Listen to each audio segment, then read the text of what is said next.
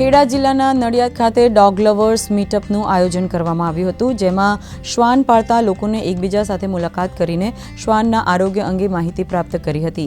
મોટાભાગે માણસોની વચ્ચે રહેતા પાલતુ શ્વાનની પણ ડોગની સોશિયલ લાઈફ બને તે માટે વિશેષ ડોગ સ્પેશિયાલિસ્ટ ડોક્ટરે પણ વિશેષ માહિતી આપી હતી.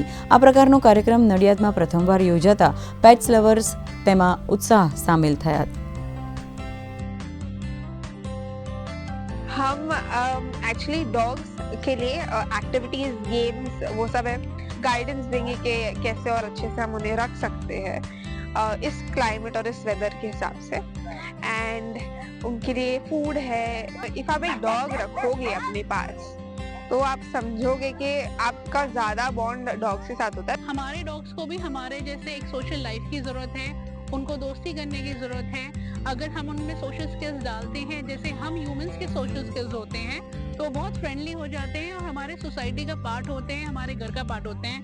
ये डॉग्स अपने बच्चों के साथ बहुत फ्रेंडली होते हैं, लेकिन उनको डेली एक्सरसाइज कराना और इस तरह के मीटअप्स में सोशलाइज कराना बहुत ज़रूरी है.